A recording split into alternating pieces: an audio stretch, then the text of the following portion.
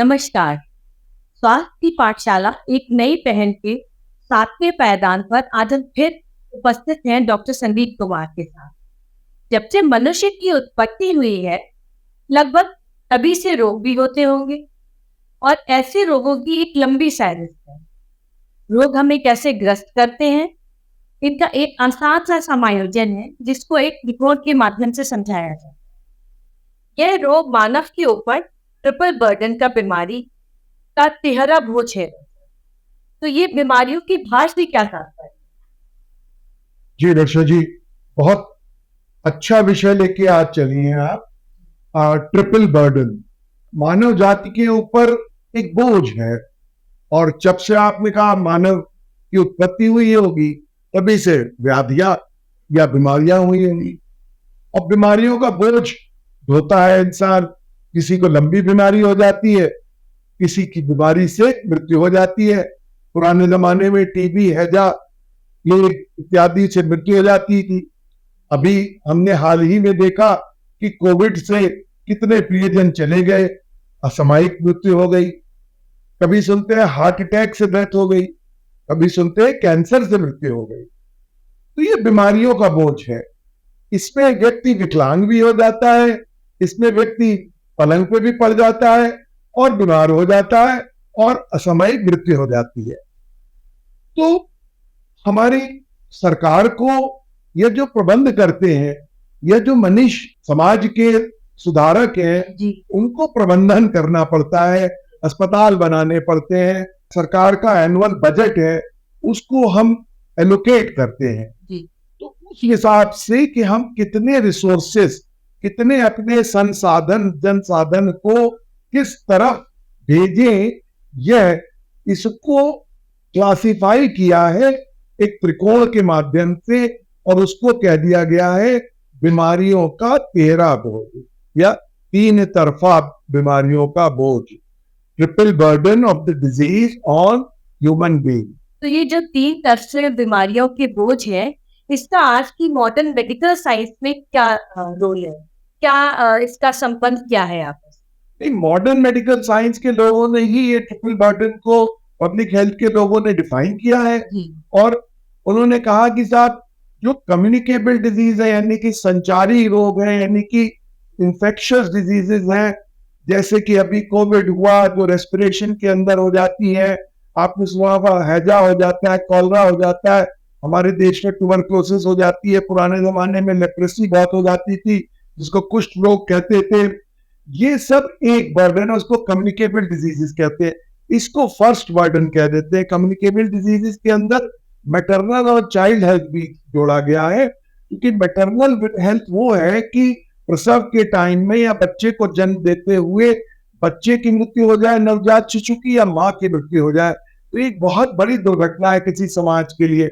और आज के समाज में प्रसव के टाइम पे माँ का मरना, देखिए मैं आपको थोड़ी सी एक बात बताऊं कि अगर किसी जानवर की माँ मर जाए, गाय मर जाए, तो बछड़ा दूसरी गाय पाल लेती है, उसका दूध पी लेती है। लेकिन मानव का माँ मर जाए अगर, तो मानव का बच्चा बिल्कुल विक्षिप्त हो जाता है, उसको माँ का सहारा नहीं मिलता, बहुत कम बच्चे पनप पाते हैं।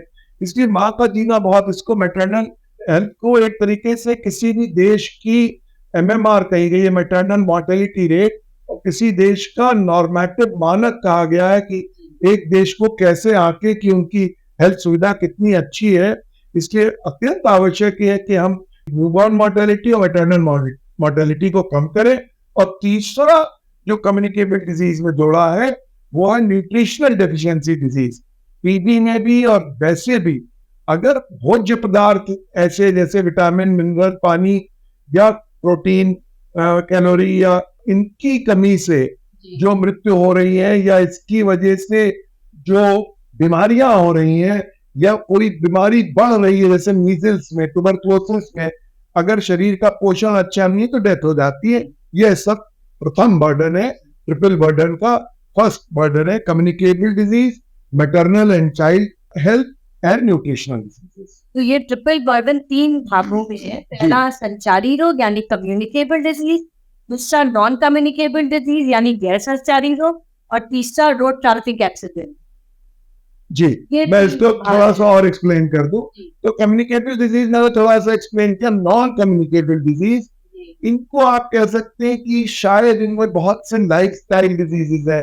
तो हमने सुना होगा कि भाई हार्ट अटैक से मर गए, ब्रेन में स्ट्रोक से किसी साहब को स्ट्रोक हो गया, लकवा हो गया किसी व्यक्ति को, किसी को कैंसर हो गया, मानसिक रोग अवसाद हो गया। और इसके अंदर बहुत बड़ा एक रोगों का है कि किसी को ब्रोंकियल एस्थमा है, ब्रोंकाइटिस है, वो श्वसन रोग का क्रॉनिक रेस्पिरेटरी प्रॉब्लम है, क्रॉनिक ब्रोंकाइटिस है, एम्फाइजिमा ऑफ द चेस्ट है। तो respiratory diseases, cardiac diseases, mental diseases, diseases of the brain, cancer, ये सब नॉन कम्युनिकेबल डिजीजेस है। और इनमें एक बहुत बड़ा ग्रुप है जिसको कहते हैं डायबिटीज और ब्लड प्रेशर। डायबिटीज और ब्लड प्रेशर अब इस समय बहुत कॉमन हो गया है। ये ट्रिपल बर्डन का दूसरा बड़ा आयाम है। पहला आयाम मैंने बताया कम्युनिकेबल, और दूसरा बताया ट्रिपल बर्डन का आयाम डायबिटीज, हाइपरटेंशन, डायबिटीज यानी मधुमेह, हाइपरटेंशन और किडनी की भी डिजीजेस इसमें आती है। और आपने कहा रोड ट्रैफिक एक्सीडेंट, तो जो थर्ड बर्डन है, करीब 10% ऑफ द टोटल डेथ जो हमारे समाज में, करीब कहते हैं 40%, 50% असामयिक मृत्यु नॉन कम्युनिकेबल है। 30% अब, पहले 60% होती थी, अभी भी कुछ अफ्रीकन देशों में 60% कम्युनिकेबल डिजीजेस से और मैटरनल एंड चाइल्ड हेल्थ से है। और 10 से 12%, 10 से 15% डेथ एक हादसा है, एक इंजरी है। जैसे कि आपने कहा रोड ट्रैफिक एक्सीडेंट है, छत से गिर गए, फॉल इंजरी है, कंस्ट्रक्शन साइट इंजरी है, महिलाएं खाना बजाते समय जल जाती है, बर्न इंजरी है, ड्राउनिंग हो जाती है। आप अक्सर अखबार में पढ़ते हैं बच्चे घूमने गए, टहलने गए और साहब नदी में डूब गए, तालाब में डूब गए, करंट में डूब गए। तो ये सब इंजरी आता है। इसमें सुसाइड भी ले लेते हैं हम लोग। सुसाइड को आप मेंटल डिजीजेस में भी इंक्लूड कर सकते हैं। और एक बहुत बड़ा डेथ का कारण एल्डरली में और यंग लोग, यंग बच्चों में सुसाइड का होता है। तो ये ट्रिपल बर्डन है। कोविड के टाइम पर हमने बहुत सुना एपिडेमिक हो गया, पैंडेमिक हो गया। तो ये एपिडेमिक और पैंडेमिक क्या है और इन दोनों में क्या अंतर है? जी, कम्युनिकेबल डिजीजेस की श्रेणी में एपिडेमिक और पैंडेमिक शब्द इस्तेमाल किया गया है। जब एक साथ एक जगह कई सारे केसेस, 1000 की पॉपुलेशन में 4 या 10 से ज्यादा लोगों को एक ही बीमारी के लक्षण और एक ही बीमारी एक कन्फाइंड एरिया में हो जाए, जैसे कि एक ही मोहल्ले में 4 लोगों को हैजा हो गया, एक ही मोहल्ले में एकदम से कहीं सुना प्लेग हो गया, साहब अभी कोविड हो गया, तो उसको एपिडेमिक का रूप कह देते हैं। और उसको चीफ मेडिकल ऑफिसर कह देता है भाई एपिडेमिक है और अब इसमें ये किया जाए साहब और लोगों की मेडिकल शिक्षा की जाए। पैंडेमिक ये होता है कि जैसे कि आप अभी नॉर्थ ईस्ट में चले जाए, कहीं आसाम के एरिया में, वहां पे लोगों को मलेरिया होता ही रहता है। मध्य प्रदेश की कुछ जंगलों में मच्छर इतना है कि मलेरिया होता ही रहता है। कर्नाटक के जंगलों में कैसानूर फॉरेस्ट डिजीज होती ही रहती है। अफ्रीका के जंगल येलो फीवर क्या होता ही रहता है। और ये सब संचारी रोग है, मच्छर काटने से रोग है, मलेरिया के रोग। तो उसको कहते थे पैंडेमिक है। पूरे ईयर में वहां पे 150, 500, 1000 मरीजों को वो बीमारी हो ही जाती है, ये पैंडेमिक है। और ये अनहेल्दी बिहेवियर जो नॉन कम्युनिकेबल डिजीज के अंदर आता है, ये क्या है? जी, ये तो मेरा बड़ा पेट सब्जेक्ट है। एक कहते हैं हेल्थ सीकिंग बिहेवियर जी, या स्वास्थ्यप्रद आचरण, एक होता है इलनेस ब्रीडिंग बिहेवियर, यानी कि ऐसा व्यवहार और ऐसी दिनचर्या जिससे हम बीमार पड़ जाए। तो देखिए 5 बिहेवियर। सबसे पहला बिहेवियर है कि हम अपने शरीर की और अपने पर्यावरण की सफाई रखें। हम अपनी सफाई रखें लेकिन हमारे घर का बर्तन गंदा है, हमारी चादर गंदी है, हमारा तकिया गंदा है, हमारे पैरों में नाखून में फंगस लगा है, हमारे जूता पसीजा हुआ है, हमारे नाखून गंदे हैं। तो परिवार के एक बच्चे को खुजली है तो दूसरे को हो जाएगी, माँ बाप को हो जाएगी। तो ये जो संचारी रोग एक से दूसरे में फैलते हैं। तो एक स्वच्छता की आदत, और ये एक हेल्थ सीकिंग बिहेवियर है। स्वच्छ रहना, रोज धुले कपड़े पहनना, मोटे जूते साफ करना। दूसरा होता है हेल्दी फूड, हितभोग, मितभोग और ऋतुभोग। ऋतु के अनुसार खाएं। हितभोग वो भूख है कि आपको इतनी उम्र तक पता चल जाना चाहिए कि यह भोजन मेरे लिए हितकारी है। और हर समाज में ये जाना गया है कि कौन सा उस समाज का हितकारी भोजन है और कौन सा उस समाज का तामसिक भोजन है। अच्छा भोजन हो जिसमें प्रोटीन की मात्रा अधिक हो, थोड़ा बहुत कार्बोहाइड्रेट 40% हो, 40% प्रोटीन हो, 20% वसा या फैट हो, अच्छे प्रोटीन और मिनरल्स हो जिसमें कैल्शियम, आयरन और बहुत सारे मिनरल होते हैं जो कि फलों से मिलते हैं, बहुत सारे अन्न इत्यादि में मिलते हैं। उस पानी की मात्रा 2 से 3 लीटर हो और उसके अतिरिक्त सारे विटामिन हो जिनके हमारी पुस्तक में किन किन स्रोतों से कौन कौन सा कहाँ से विटामिन है, पीले फलों से जैसे कि पपीते से बहुत अच्छा विटामिन ए मिलता है, अमरूद से, हरी मिर्चा से विटामिन सी मिलता है, बहुत सारी जगह से विटामिन मिलता है। वेजिटेरियन लोगों में विटामिन B12 की कमी रहती है, वो अंडे से मिलता है, तो उसको थोड़ा सा कभी कभी बाहर से भी लेना पड़ता है। परंतु हम लोग सब्सटेंस का अब्यूज ना करें, जैसे कि तंबाकू है, अल्कोहलिक ड्रिंक्स है और ड्रग्स है, ये लोग भोजन यानी मुंह से लेते हैं, इनका सेवन करते हैं, इसको भोजन नहीं माना गया है। इसको भोजन की श्रेणी में रख के और एक नकारात्मक संज्ञा दे दी गई कि सब्सटेंस कह दिया कि पदार्थ दुरुपयोग।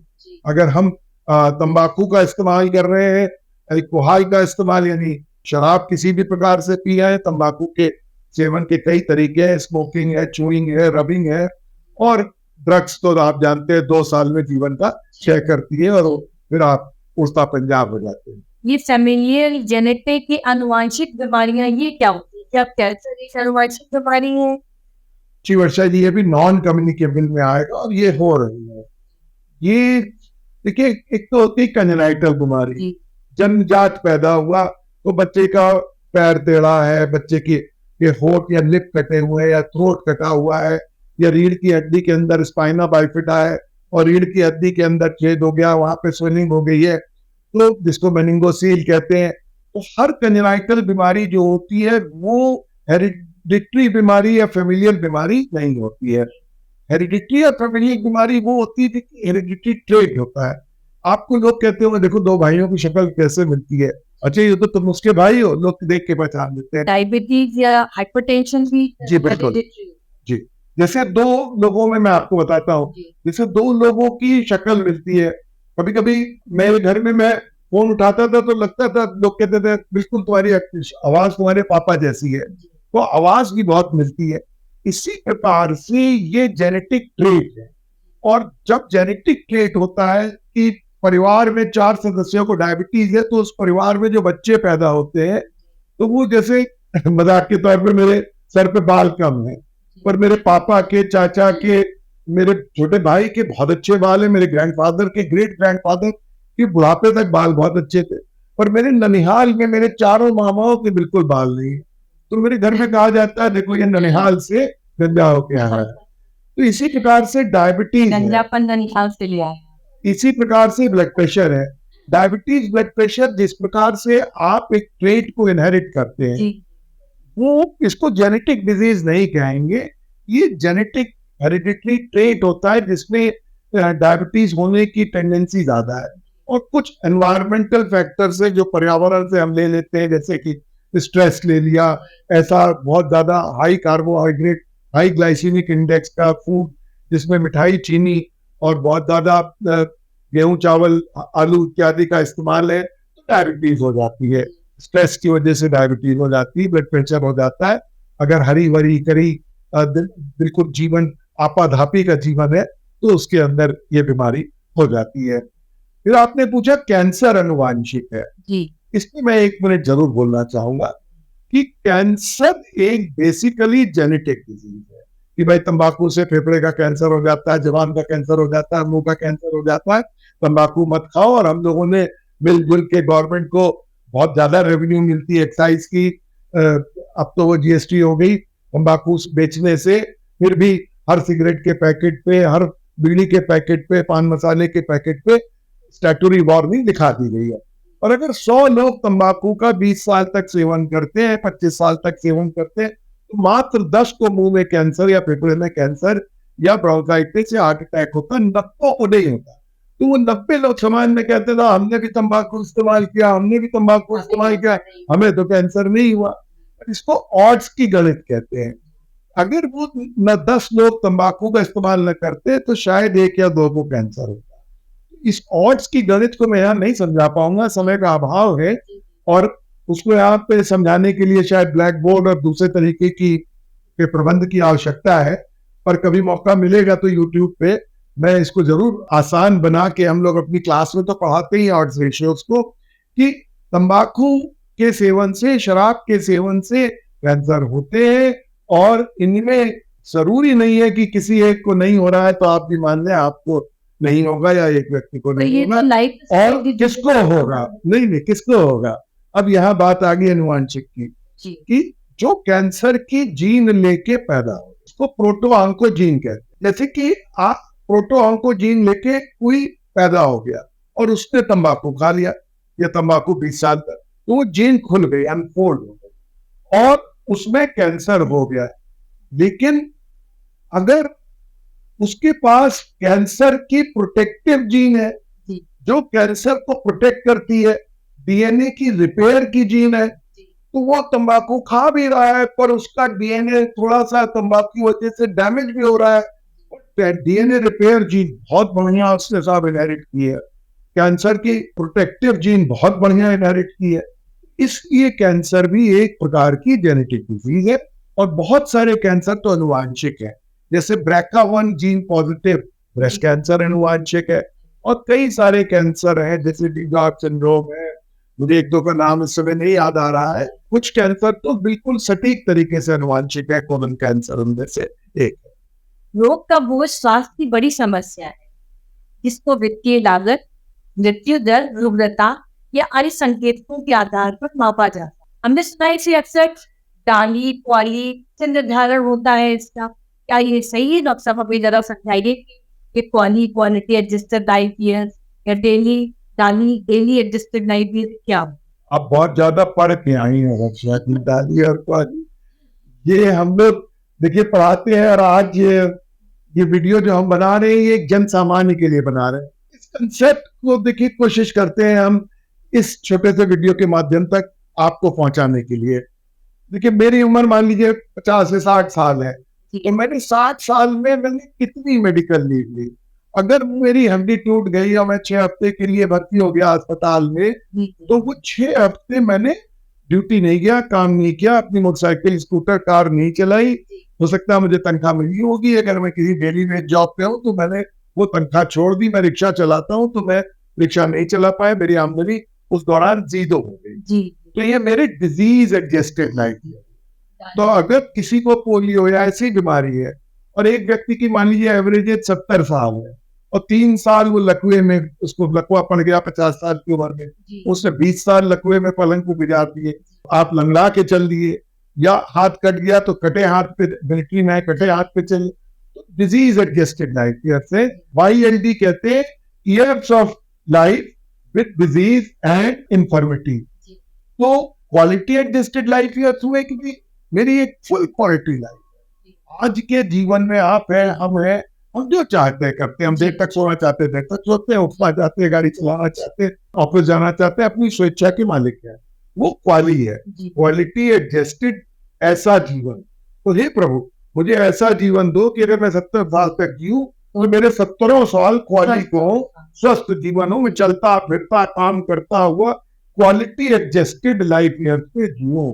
मेरे जीवन में कम से कम व्याधि बीमारी हो और disease adjusted life year minimum हो। यही डाली और क्वाली का कंसेप्ट है, जो कि एक प्रकार का ट्रिपल बर्डन का विषय है, जो कि इसी तरीके से इसको ये ह्यूमन डेवलपमेंट इंडेक्स, मानव विकास निर्देशिका, ये क्या है? बहुत सारे UNO ने, WHO ने लिखा है कि मानव कितना विकसित है किसी देश में या समाज में। कहते विकसित देश, सब लोग कहते हैं जापान का एग्जाम्पल, आज के लोग चाइना का एग्जाम्पल देते हैं, साउथ कोरिया का एग्जाम्पल देते हैं, USA, कनाडा और यूरोप के बड़े बड़े देशों का एग्जाम्पल देते हैं। मानव कितना खुश है, उसके पास कितनी संपदा है, उसका पारिवारिक जीवन कितना सुखी है, उसकी पर कैपिटा इनकम कितनी है, रोटी कपड़ा मकान। तो देखिए 3 फंडामेंटल चीजें हैं जो कि संविधान ने मानी है कि हर व्यक्ति जिसने मानव में जन्म लिया, तो जानवर के लिए भी कहते हैं कि भाई उसको भी उसके जंगल को छोड़ दीजिए, मत काटिए। कि हर व्यक्ति को हक है कि उसके सर पे एक छत हो। आज हमारे यहाँ योजनाएं चल रही है कि प्रधानमंत्री सबके लिए घर बनवाते हैं, अरे कोई न भूखा न सोए और उसको 2 जून की रोटी मिले, जिसको रोटी तन पे थोड़े से कपड़े हो। फंडामेंटल राइट में अब 3 चीजें जोड़ दी गई हैं। Right to education, equitable education, कि शिक्षा का अधिकार। आप देखिए, जो शिक्षित होगा वो डेवलप करेगा, तो चाहे लड़का हो चाहे लड़की हो, समाज में चाहे वो थर्ड सेक्स हो, और चाहे शिक्षा टाट की पट्टी पे हो। मैं छोटे स्कूलों में गांव में पढ़ा, चाहे शिक्षा एयर कंडीशन क्लासरूम में हो, लेकिन शिक्षा समान होनी चाहिए। वही मैंने बहुत छोटे शहर में टाट की पट्टी पे बैठ के नॉर्मल स्कूल में पढ़ा, लेकिन वही शिक्षा मिली जो एक कॉन्वेंट के अंदर मिली। तो इसको इक्विटेबल एजुकेशन कहते हैं। और हम स्वास्थ्य कर्मियों द्वारा equitable approach to health. Health के अंदर क्या है कि भाई कोई बीमार पड़े तो उसको स्वास्थ्य सेवाएं मिले, इसीलिए हमारे देश में सरकारी प्रबंध है, जिला अस्पताल है, पीएचसी है, सीएचसी है, बड़े बड़े मेडिकल कॉलेजेस हैं, इंस्टीट्यूट्स हैं, और बड़े बड़े कारपोरेट के प्राइवेट अस्पताल हैं, प्राइवेट डॉक्टर हैं, ताकि सब लोग अपने स्वास्थ्य। आपने आज ट्रिपल बर्डन की बात करी, मेरे ख्याल से समय समाप्त हो रहा है।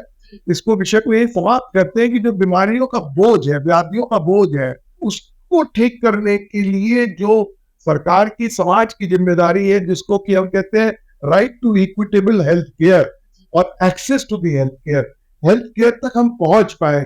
अगर कोई ऐसा लोग है जो मान लीजिए बाढ़ की जमुना के उस पार रहते हैं, तो उसके लिए भी सरकार को प्रबंध करना पड़े कि एम्बुलेंस हो, या वहां पे एक गांव है साहब जो पहाड़ में बहुत दूर है, तो वहां पे एयर लिफ्टिंग करते हैं। आप देखते हैं लोग चले जाते हैं घूमने पहाड़ों के ऊपर, और गवर्नमेंट अपना हेलीकॉप्टर भेजती है एक व्यक्ति की जान बचाने के लिए।